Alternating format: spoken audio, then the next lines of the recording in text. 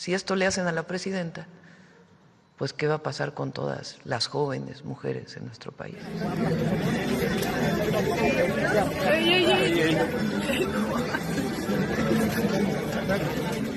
Vivo este episodio de acoso, realmente. En el momento realmente estaba yo hablando con otras personas, no me doy cuenta de inmediato, llega Juan José, que es quien coordina todo el equipo de ayuda. Today we're turning our attention to Mexico, where a shocking public incident has cast a harsh spotlight on a deeply entrenched national crisis. On November 5, 2025, Mexico's first female president, Claudia Sheinbaum, was groped and forcibly kissed by a man in broad daylight while greeting supporters in Mexico City. The assault, captured on video, went viral, sparking outrage and a national conversation. But this isn't just a story about an attack on a world leader, it's a story about what it means to be a woman in a country where violence against women is a daily, brutal reality. If this can happen to the most powerful woman in the country surrounded by people, what does that say about the safety of ordinary women and girls? Let's first unpack the incident itself.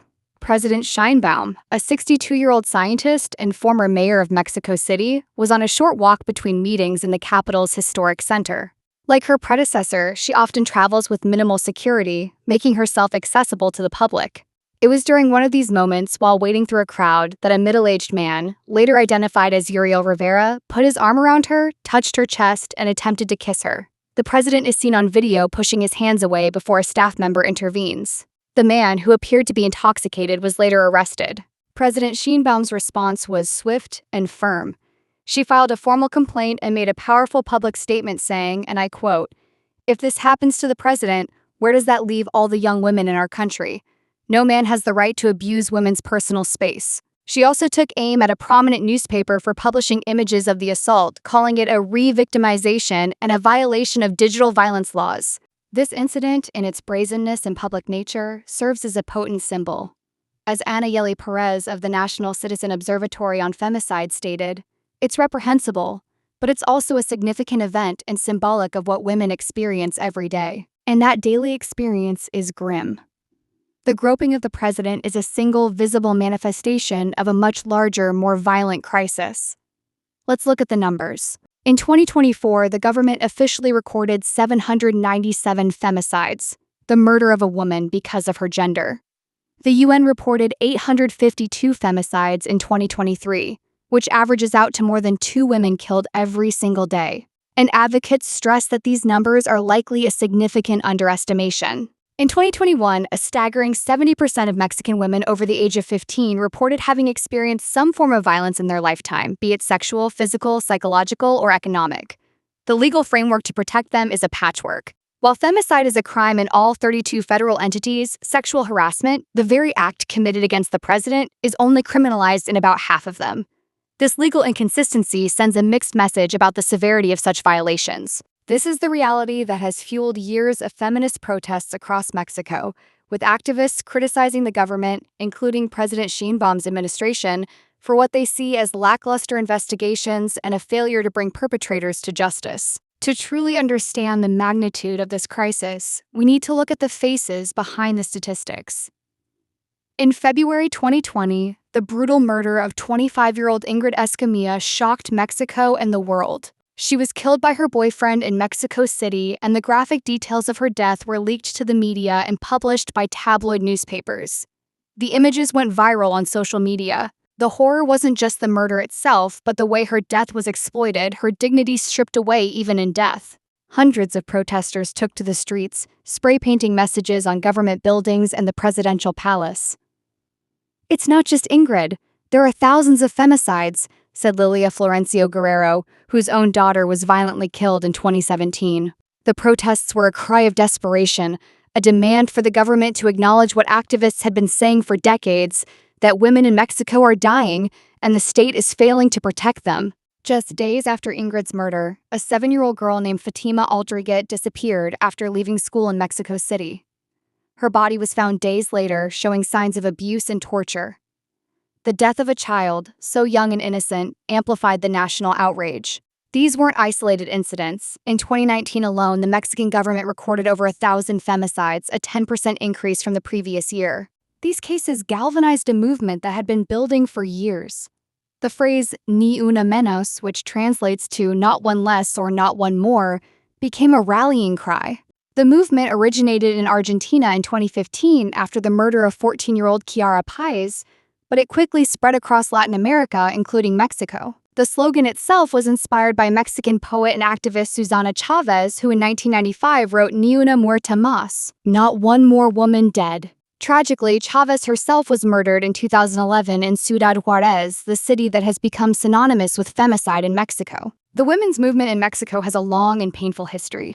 It began in earnest in 1993 in Ciudad Juárez, a border city where hundreds of women, many of them young factory workers, were found murdered in the desert. Their bodies were often mutilated, and the cases went unsolved. For years, activists demanded justice, but they were met with indifference and at times hostility from authorities. The government's inaction forced the movement to shift strategies, raising international awareness and eventually securing a law that criminalized femicide in 2012. But laws on paper don't always translate to justice in practice. The harassment women face in Mexico isn't limited to the most extreme violence, it's woven into the fabric of daily life. Consider Mexico City's metro system, one of the largest in the world. In response to rampant sexual harassment on public transportation, the city introduced women-only metro cars in 2000. 9 out of 10 women in Mexico City report having been a victim of sexual harassment on the metro. Think about that for a moment. 9 out of 10.